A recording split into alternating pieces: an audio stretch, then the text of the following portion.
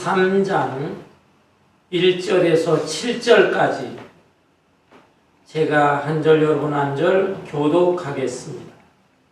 야곱아, 너를 창조하신 여호와께서 지금 말씀하시느니라.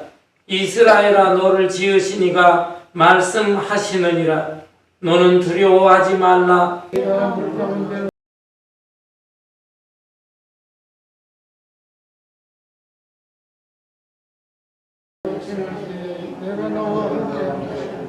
적을 받을 때에 물이 너를 침몰하지 못할 것이요 내가 불 가운데로 지날 때에 타지도 아니할 것이요 불꽃이 너를 사르지도 못하리라. 대전하는 여호와 네 하나님이요 이스라엘의 거룩한 이요 내 구원자임이라. 내가 애굽을 너의 속량물로 구수와 스바를 너를 대신하여 주었노라.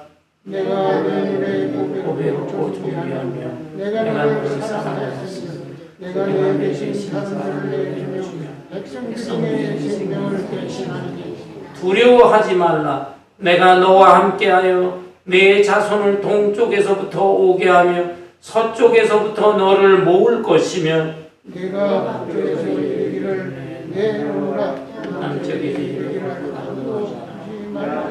내 아들들 먼 곳에도 이끌리라. 내 딸들을 땅으로 7절 다 같이 내 이름으로 불려지는 모든 자 곧 내가 내 영광을 위하여 창조한 자를 오게 하라. 그를 내가 지었고 그를 내가 만들었느니라. 아멘. 아멘. 어떤 사람이 하루 종일 공원 벤치에 앉아 있었습니다. 해가 저물 무렵에 공원 관리인이 청소를 끝내고 모든 정리를 하고 퇴근하게 되었습니다. 이 관리인은 이 앉아있는 사람에게 물어봅니다. 당신은 누굽니까? 당신은 도대체 누군데 하루 종일 이 벤치에 앉아서 또 무슨 생각을 하면서 시간을 보내고 있습니까? 이렇게 물었습니다. 그러자 이 사람이 말하기를 나도 내가 누구인지 모릅니다. 내가 누구인지 모르기 때문에 누구인가를 알고 싶어서 하루 종일 이 자리에 앉아서 생각하고 있는 것입니다. 라고 대답했다고 합니다. 이 사람이 누구입니까?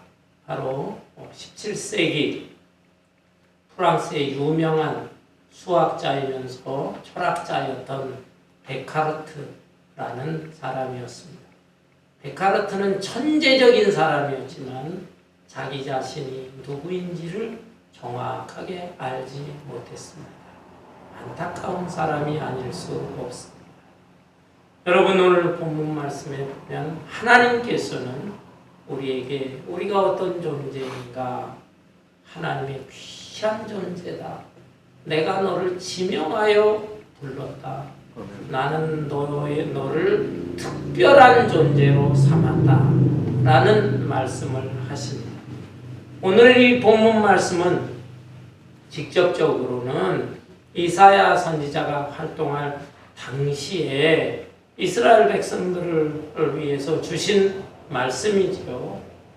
이스라엘 민족은 북쪽에 북왕국이 있었는데 북왕국은 이미 아수르에게 멸망을 당하고 또 남왕국 유다 왕국도 점점 약해지면서 마침내 바벨론의 침략을 받아서 나라가 망하고 또 바벨론의 포로로 끌려가게 된 것입니다.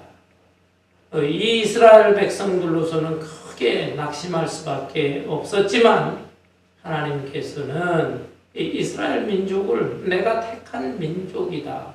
너는 두려워할 것 없다. 낙심하지 말라. 내가 너를 구원하고 너희를 다시 회복시켜 주시겠노라. 이렇게 소망의 메시지를 주신 내용입니다. 그런데 직접적으로는 당시 이스라엘 백성들에게 주신 말씀이지만 좀 더 깊은 의미에서 이 말씀은 예수 그리스도를 영접한 우리 성도들 오늘을 살아가는 우리 교회 공동체 안에 있는 우리 성도들에게 해당되는 말씀입니다. 우리 성도들 그리고 우리 한 사람 한 사람이 하나님이 보실 때 너무너무 귀한 존재다라는 말씀입니다.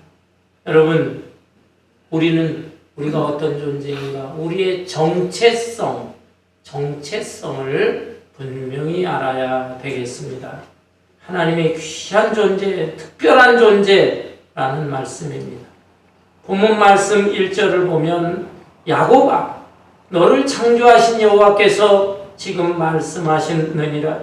이스라엘아, 너를 지으신 이가 말씀하시느니라. 너는 두려워하지 말라. 내가 너를 구속하였고 내가 너를 지명하여 불렀나니 너는 내 것이다. 말씀하셨습니다.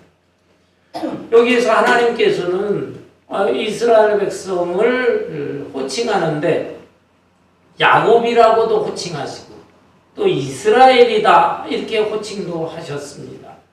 왜 이렇게 하셨을까요? 창세기에 보면은 야곱과 이스라엘은 같은 사람이지요. 그런데 이 야곱은 본래 아주 교활하고 간교한 사람이었습니다. 태어날 때부터 자기 형 에서보다 조금 먼저 태어나겠다. 학자같이 형 발목을 붙잡고 나왔어. 먼저 나오려고 했지만 그러나 정말 그 약간의 차이로 늦게 태어나 동생이 된 것입니다. 이 동생이 된 게 너무 원통했어.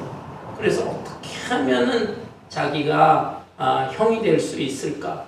또 장자가 되어서 하나님께서 주시는 장자의 축복을 받아야 되겠다. 이래서 형을 속이고 또 아버지를 속이고 교활한 방법을 다 사용했어요. 이러한 야곱이 결국은 자기 형하고 같이 살 수가 없어서 멀리 외삼촌 집으로 갔지요. 20년 동안 거기서 외삼촌 집에서 생활하는데 그때도 이 잔머리를 돌려가면서 외삼촌 라반의 재산을 그냥 자기 재산으로 이렇게 만드는데 노력을 한 사람이에요. 굉장히 꾀가 많은 사람이라고 볼 수 있어요. 욕심이 많고 약삭발랐던 사람. 그러나 이 야곱이 20년 만에 이제 자기의 처자식과 많은 재산을 거느리고 고향으로 돌아오게 됩니다. 돌아올 때 자기 형 에서에 대한 잘못한 생각이 났어요. 두려웠어요. 그래서 자기 처자식 종들 다 먼저 강을 건너게 하고 자기는 야복강 나루터에 남아서 밤을 새워 하나님 앞에 기도를 합니다. 회개의 기도를 하는 거죠. 자기가 잘못했습니다. 그리고 하나님이요, 형의 마음을 돌이켜 주시옵소서. 형에서도 20년 전 그 일이 화가 나가지고 400명의 군사를 이끌고 야곱이 너 모기만 해라.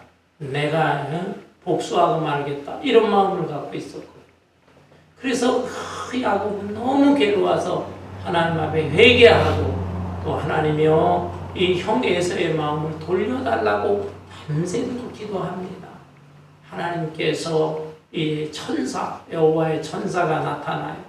이 천사를 붙들고 또 야곱은 도와달라고 하고 천사와 씨름까지 막 하게 됩니다. 붙들고 늘어지는 거예요. 그랬을 때 하나님께서 알겠다. 내가 네 기도를 들어주겠노라. 너는 더 이상 야곱이 아니라 이스라엘이라 하는 새 이름을 주셨습니다. 야곱은 아주 간교한 이름이지만 이스라엘은 하나님과 겨루어 이겼다. 아니 하나님과 싸워 이겼다. 의미가 나쁜 것 같지만 그런 뜻이 아니고 학자같이 하나님 도와주세요. 하나님만 의지합니다. 하나님만 붙들고 살겠습니다. 이런 자세, 그 모습을 보고 하나님께서 이스라엘이라고 하는 그 영예로운 호칭을 주신 것입니다. 그리고 야곱은 복을 많이 받았죠. 야곱의 12아들이 있었는데 12아들 하나하나의 이름을 따서 이스라엘 전체 공동체에 지파가 형성된 것입니다. 곧 야곱의 12 아들이 이스라엘 민족의 조상이 되었다라는 말씀이에요. 그런데 이 이스라엘 민족이 역사를 이어가면서 어떤 때는 하나님 말씀에 잘 순종하는 것 같다가 어떤 때는 또 그저 아주 불순종하면서 자기 자신들의 욕심만을 채우면서 생활했어요. 그러다가 또 하나님 앞에 징계를 받으면 회개하고 순종하기도 하고, 지금 하나님께서 이사야 선지자에게 주신 이 말씀, 이 당시에도 이스라엘 백성들은 하나님 앞에 불순종하면서 살았던 것입니다. 그리하여 어려운 고난과 시련을 당하고 있는 이러한 상태인데 하나님은 따라서 이스라엘 민족에게 야곱아, 아직도 옛사람 옛모습 야곱의 모습을 벗어버리지 못했느냐, 야곱아 이렇게 부르기도 하고, 그러면서도 또 하나님께서는 너는 새 사람이었지 않았느냐, 새로운 존재였지 않았느냐, 그래서 이스라엘아 이렇게 부르시기도 하고 하는 것입니다. 야곱아, 이스라엘아, 옛사람 새사람의 모습을 번갈아가면서 이렇게 호칭을 해요. 그러면서도 하나님께서는 이스라엘 민족에게 참 특별한 말씀이죠. 내가 너를 구속하였고 내가 너를 지명하여 불렀다. 많은 민족 가운데서 내가 너를 특별히 너희를 지명해서 불러서 나의 백성이 되게 했다라는 말씀이죠. 그러면서 너는 내 것이다. 너는 내 것이다. 놀라운 말씀이 아닐 수가 없어요. 여러분, 우리 사람들과의 관계 속에서 너는 내 거야 라고 말할 수 있는 사람이 있다면 누구겠습니까? 기껏하면 남편과 아내, 너는 내 거야, 당신은 내 아내고 당신은 내 남편이야, 그 정도 할 수 있을 것입니다. 그리고 젊은 연인들, 사랑하는 연인들이 또 말하기를 너는 내 거야 이렇게 말할 수가 있는 거예요. 특별한 존재다라는 뜻이죠.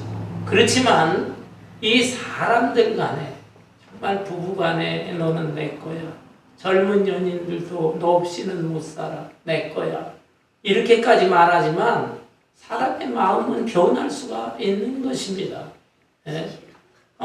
자기가 그렇게 사랑하는 사람보다 더 예쁘고 멋진 사람이 나오면 흔들리기도 해요. 부부싸움을 하고 연인 간에 크게 다투어서 상처를 주고받고 하게 되면 마음이 돌아서기도 합니다. 그래서 갈라서기도 하는 것입니다. 그러나 우리 하나님은 그런 분이 아니에요. 한 번 딱 택하시고 너는 내 거다 라고 하면 끝까지 책임져 주시는 하나님이십니다. 아멘. 여러분, 우리는 어떤 존재인가? 하나님께서 지명해 주셔서 선택받고 부름받은 그런 귀한 존재다. 나의 정체성, 이것을 분명히 인식하시기를 바랍니다. 그러면 하나님께서 이렇게 귀한 존재로 여기시는 이스라엘 백성, 오늘을 살아가는 우리에게는, 예수 믿는 사람들, 우리 성도들에 대해서 하나님은 어떻게 사랑하시고 어떻게 보살펴 주실까요? 2절에 보게 되면 내가 물 가운데로 지날 때에 내가 너와 함께 할 것이라. 강을 건널 때에 물이 너를 침몰하지 못할 것이며 내가 불 가운데로 지날 때에 타지도 아니할 것이요 불꽃이 너를 사르지도 못하리니. 물 같은 시험, 불 같은 시험에서도 하나님께서 지켜 보호해 주신다라는 말씀이에요. 이거는 역사 속에서도 증명이 됐어요. 이스라엘 백성들이 출애굽해서 이제 자유와 해방을 얻었습니다. 그들이 가나안 땅으로 행진하게 되는데 첫 번째 시련이 무엇이었습니까? 홍해바다가 있었죠. 홍해바다. 그런데 하나님께서 모세를 통하여 지팡이를 쳤을 때 홍해바다가 갈라집니다. 그 많은 백성들이 그 물속을 통과하게 되는데 다 통과할 때까지 물이 합쳐지지를 않았어요. 물 가운데로 다닐지라도 그 물이 침몰하지 못하게 하셨다는 말씀입니다. 또한 이 이스라엘 백성들 광야 40년을 지나고 마침내 가나안 땅에 들어가게 되었는데 그 가나안 땅 직전에 요단강이 있었어요. 이 요단강의 물도 아주 장마철에 창이나게 됩니다. 예? 그 물이 막 넘쳐 흐르게 되는데 그때 어떻게 합니까? 하나님의 명령에 순종해서 제사장들이 거룩한 법궤를 메고 요단강 물에 들어서자 이 요단강 물 흐르는 물이 다 멈추게 됐어요. 그래서 제사장뿐만 아니라 이스라엘 백성들이 요단강을 건너 가나안 땅에 들어가게 된 것입니다. 하나님께서는 물 같은 그런 시험이 있을지라도 장애물이 있을지라도 그것을 건널 수 있게끔 도와주시는 하나님이신 것입니다.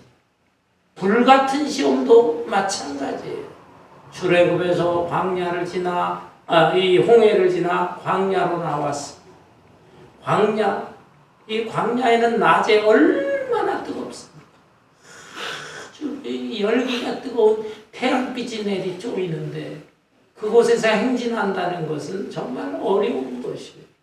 얼마 가지 않아 쓰러질 수 있었지만 하나님께서는 그때마다 구름 기둥이 나타나고 구름 기둥이 인도함으로 인하여 그 구름으로 인하여 그늘이죠. 그늘이.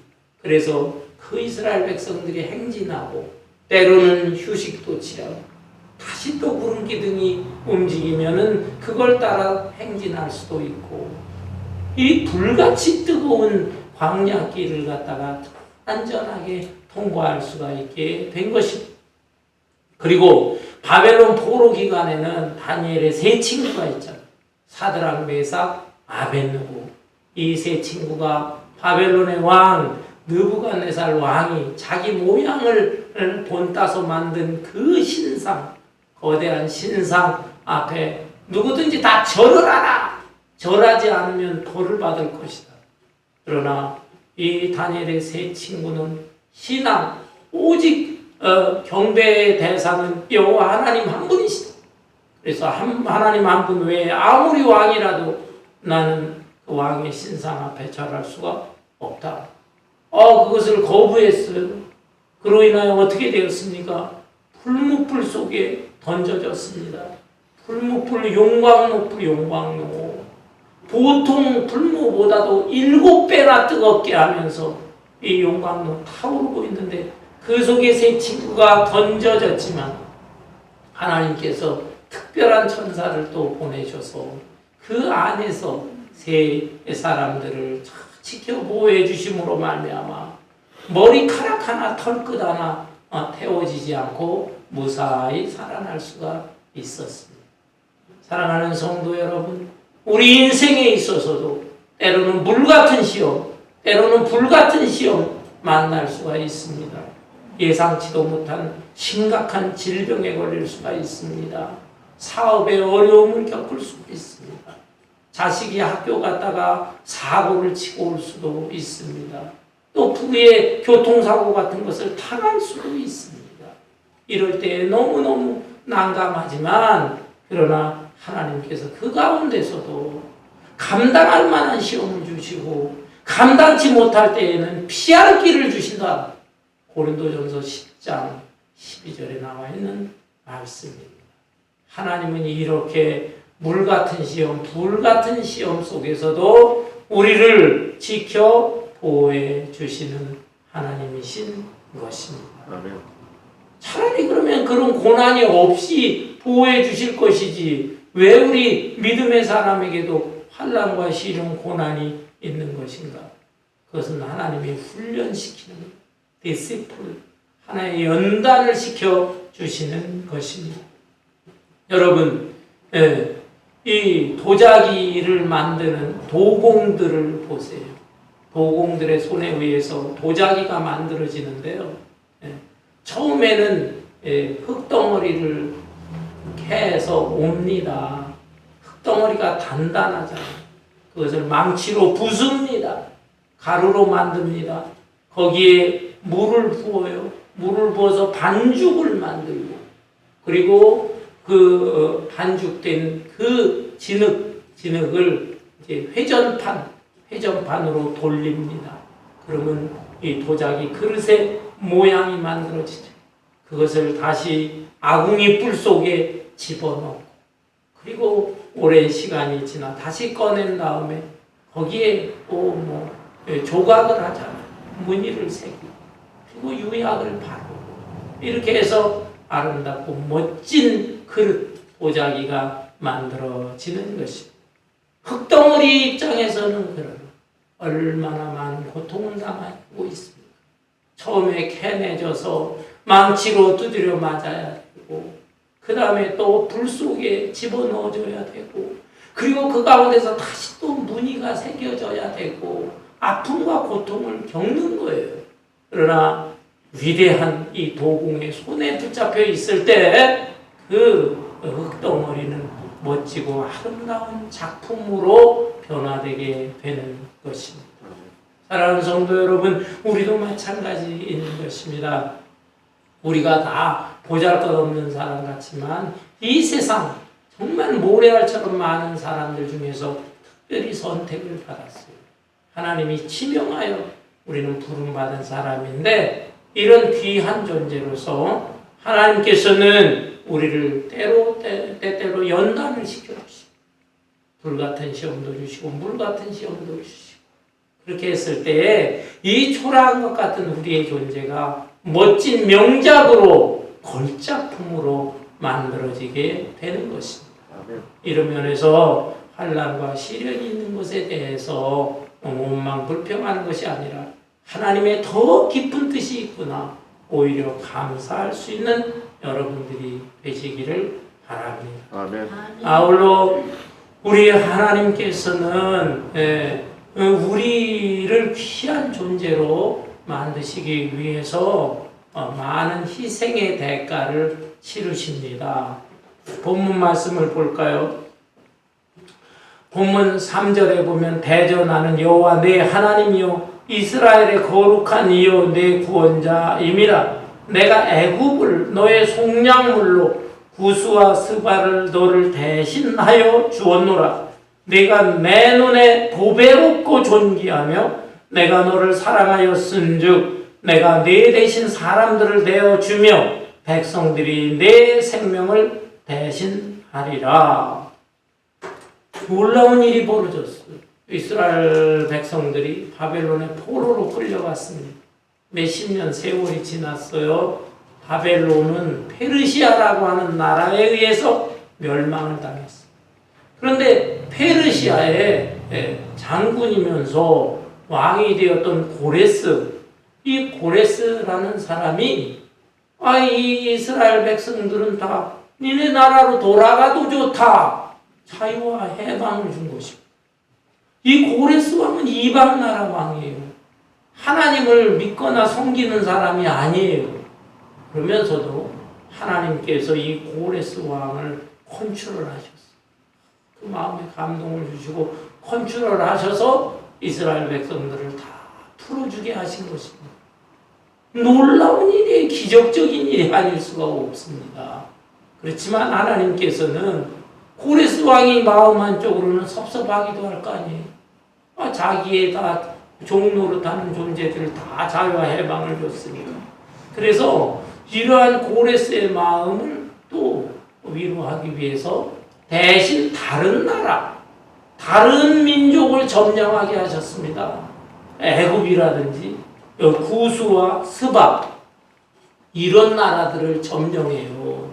그 고레스가 점령하고 또 고레스의 후손으로 캄비세스 이런 왕들이 점령을 해서 부분적으로 그들을 또 다 점령하고 차지하게 되었습니다. 곧 이런 면에서 볼 때 그 사람들로서는 억울할지 모르지만 사실은 그게 아니에요. 애굽이나 구스, 스바 사람들 다 하나님 앞에 죄 지은 게 있기 때문에 그들은 죄의 대가로 점령을 받는 것이고, 그러나 하나님은 큰 섭리하에 하나님의 백성, 이스라엘 백성들을 살려주시기 위해서, 구원해 주시기 위해서 오히려 이들을 이용하신 것이죠. 그래서 애굽이나 고스 스바 입은 사람들을 희생의 대가로 치르게 하신 것입니다. 여러분, 놀라운 일이 아닐 수가 없는 것입니다. 이 민족의 수로 보면 이스라엘의 수는 얼마 안 돼. 애굽은 엄청나. 구스 스바도 배를 위해서 소를 희생시킨다, 이런 말은 있는데 숫자로 보면 소를 위해서 대를 희생시키는 거예요. 왜? 하나님께서 특별히 선택하신, 지명하여 부른 그런 민족이기 때문인 것입니다. 그런데 이것은 오늘날 우리 성도들과의 관계 속에서 본다면, 여러분, 우리는 하나님의 더 큰 은혜를 받은 사람들입니다. 뭐 다른 몇몇 나라들이 희생돼 가지고 구원받은 우리 하나님 백성이 아니고, 우리는 하나님이 가장 아끼고 가장 사랑하시는 하나님의 아들 예수 그리스도가 이 땅에 오셔서 십자가에 달려 죽으셨다 이 말이에요. 하나님이 예수 그리스도를 속량물로 대속물로 희생의 대가를 치르게 하시고, 그리고 이 죄인된 우리를 구원해 주신 것입니다. 그러니 하나님의 사랑이 얼마나 크고 우리는 얼마나 귀한 가치가 있는 존재인가를 알 수가 있습니다. 예를 들어서 우리가 어떤 물건을 살 때 10불짜리 물건을 삽니다. 10불 내고 사면 그 가치는 10불짜리밖에 안 돼요. 어떤 물건 1000불을 내고 샀습니다. 그 물건의 가치는 1000불짜리예요. 우리는 어떤 존재냐? 하나님의 아들 독생자 예수 그리스도가 핏값을 치르고 우리를 사신 것입니다. 그러니 우리는 어마어마한 가치, 값어치가 있는 존재다. 이런 귀한 존재이기 때문에 하나님은 어떠한 시험과 시련 속에서도 우리를 끝까지 지키시고 돌보시는 것입니다. 이 놀라운 사랑과 은혜를 받았다면 그럼 우리는 어떻게 살아야 될까요? 이 엄청난 은혜를 받은 우리 성도들로서는 우리는 하나님을 위해서 살아야 되잖아요. 어떻게 살아야 될 것입니까? 두려워하지 말라고. 본문 5절 보면 두려워하지 말라. 내가 너와 함께하여 내 자손을 동쪽에서부터 오게 하며 서쪽에서부터 너를 모을 것이며 내가 북쪽에게 이르기를 내놓으라, 남쪽에게 이르기를 가둬두지 말라. 내 아들들을 먼 곳에서 이끌며 내 딸들을 땅 끝에서 오게 하며 두려워하지 말라고 했습니다. 여러분, 인간은 죄를 지었기 때문에 그 죄값으로 마음속에 두려움이 생기게 된 것입니다. 창세기 아담과 하와를 보세요. 그들의 마음속에는 본래 두려움이 없었습니다. 에덴 동산에서 평안한 마음을 가지고 살았습니다.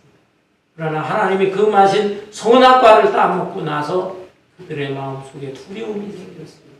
그 동산 뒤편 숲속에 숨어 있었어요. 하나님께서 찾아오셨어요. 아담아, 네가 어디 있느냐? 그때 아담이 무엇이라 대답합니까? 예, 제가 두려워서 숨었나이다. 죄를 지어서 죄의 결과로 마음속에 두려움이 생기게 된 것입니다. 여러분, 이 두려움이 이제 본능적으로 존재하게 됐는데 우리 인간들에게는 이 두려움을 이겨보겠다고 여러 가지 노력을 하는 것입니다. 학생들이 왜 어려서부터 공부를 합니까? 어린 아이들의 경우를 보면은 제가 어렸을 때만 해도 7, 8살 때까지는 마음껏 뛰놀고 그리고 학교에 가가지고 학교에서 이제 뭐 비로소 공부하면서 힘들었지만 요즘 아이들을 보면 불쌍해요. 3살, 4살 때부터 학교 프리스쿨 보내고 킨더가든 보내고 엘레멘터리 스쿨. 어떤 집에 갔어요. 우리 교인이었어요. 그분 가서 내가 태어난 지 한 20일, 뭐 20 며칠 그렇게 신방 갔어요. 했는데 놀랬습니다. 그 아이한테 뭐를 하냐 하면은 아이 귀에다가 이렇게 귀에 이어폰을 해줘가지고 뭘 듣게 해요. 뭘 듣게 하나 했더니 한글과 영어를 가르치. 아니 태어난 지 20일 되는데 걔한테 했더니 애플 사과 온 세상에 야 목사님 이렇게 어렸을 때 아기 때부터 해야 머리가 발달하고 잘 된대요. 그래서 그것도 필요한지 모르지만 차라리 아이한테 찬송을 들려줘야 그래야 될까요? 찬송을 들려줘. 찬송 들어주고 복음성가 들어주는데 그래도 그거 영어하고 뭐 교육시키는 거는 계속 시키는 것 같아요. 지금 뭐 한 20년 가까이 지났는데 그 아이들이 그렇게 잘 된 것 같지 않습니다. 뭐 그렇게 세상에서 뛰어난 존재가 된 것 같지도 않아요. 어떻든 아이들 왜 이렇게 공부를 시키려고 합니까? 여러 가지 이유가 있겠지만 미래가 불안합니다. 생존 경쟁이 치열한 사회에서 그래도 네가 이 땅에서 먹고 살고 또 적당한 지위를 누리면서 살아라. 그것 때문에 공부시키는 거예요. 또 많은 사람들이 운동 열심히 하고 몸 관리를 하고 그렇습니다. 왜 그렇습니까? 그것도 두렵기 때문에 그래요. 여러 가지 이유가 있겠지만 큰 이유는 지금 내가 몸이 시원치 않은데 앞으로 나이가 더 먹으면 내 몸에 이상이 생기지 않을까? 혹시 무서운 병에 걸리지 않을까? 이러니까 그냥 열심히 운동하고 몸 관리하고 식단 조정도 하고 그러는 것입니다. 뿐만 아니라 또 젊어서 왜 돈을 열심히 벌고 저축을 하려고 하고 뭐 연금을 들고 왜 그렇게 합니까? 그건 노후를 대비하는 거예요. 노후가 두렵거든요. 지금은 그래도 건강해서 일을 하지만 이제 힘 빠지고 일 못하고 수입이 없게 되면 나는 어떻게 살까 두려운 거예요. 그래서 지금부터 노후 자금을 모은다 애를 쓰는 거지. 여러분 그런 거 다 필요는 하겠죠. 그렇지만 사람의 한계가 있습니다. 그 미래에 대한 그런 두려움, 그 두려움도 있지만 가장 궁극적이고 또 모든 인간에게 보편적인 두려움이 있어요. 그건 죽음에 대한 두려움일 것입니다. 죽음. 이 죽음이 무섭고 죽음 이후의 세계는 어떻게 될까? 천국과 지옥이 있다고 하는데 정말 있다면 나는 천국에 갈 수 있을까? 그 두려움이 있는데 세상 사람들은 그거에 대해서 별로 두렵지 않은 것 같아요. 그냥 이 땅에 눈에 보이는 것, 이 세상의 앞날, 그거에 대한 두려움만 있어서 악착같이 노력을 하지만 죽음과 죽음 이후의 세계에 대해서는 별로 두려워하지 않는 것입니다. 우리는 어떻습니까? 그거에 대한 두려움이 있어요. 그래서 예수 그리스도를 영접하고 자유와 해방을 얻게 된 것입니다. 우리 믿음의 사람에게는 천국이 보장되어 있으니까 마음이 편한 것이죠. 그렇지만 믿음의 사람들이 다 그러냐? 그렇지 않습니다. 예수 믿는다 하면서도 마음속에 여전히 염려와 두려움을 가지고 살아가는 사람들이 많이 있습니다. 이런 사람들에 대해서 19세기 그 유명한 미국의 전도자 D.L. 무디 선생 아시잖아요. 무디 전도자 세계인 1억 명에게 복음을 전했다고 하는 그 무디가 이런 말을 했습니다. 당시에 그 열차가 있는데 열차에 1등석도 있고 2등석도 있고 3등석도 있었거든요. 1등석은 아주 안락하고 편안합니다. 환경이 좋습니다. 자리도 푹신합니다.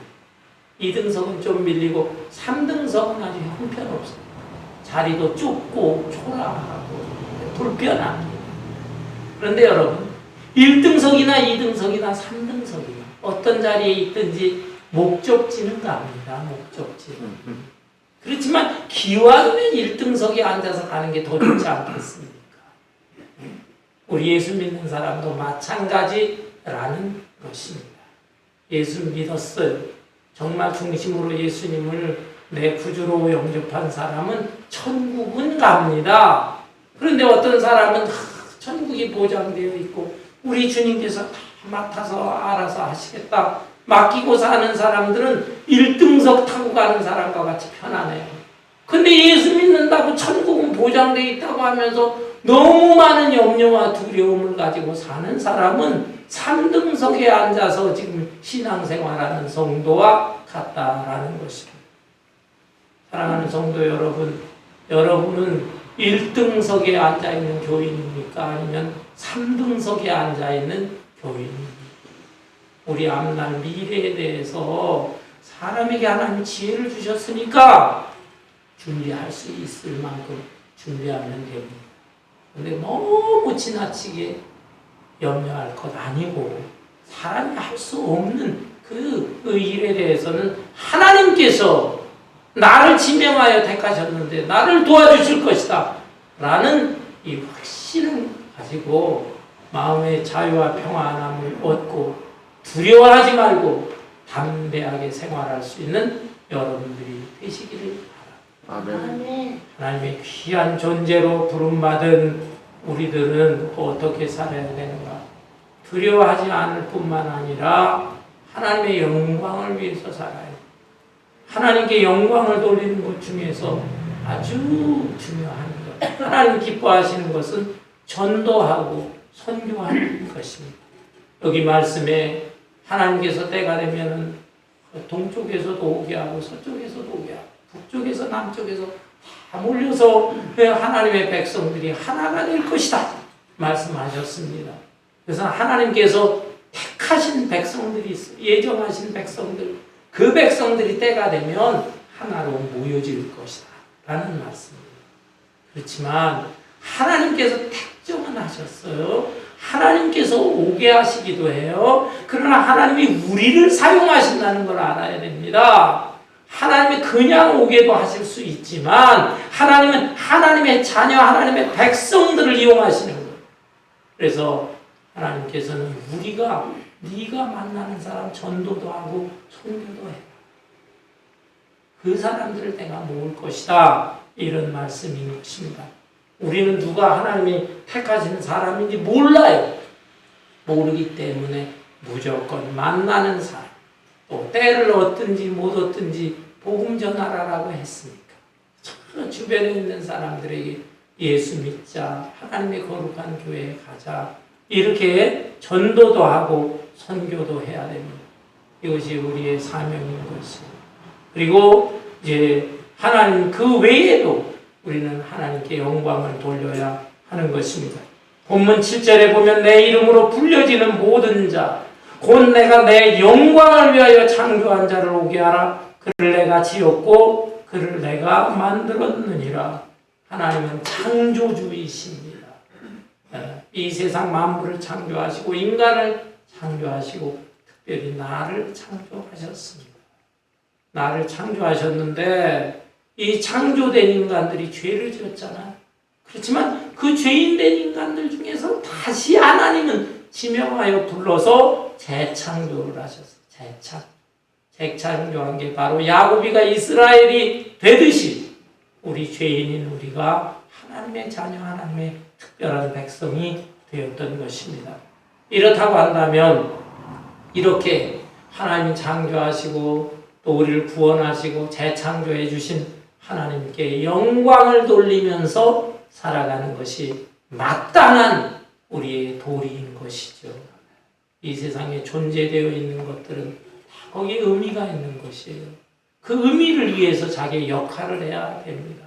역할을 하지 못한다면 버려지게 됩니다. 여러분 여기에 볼펜이 있어요.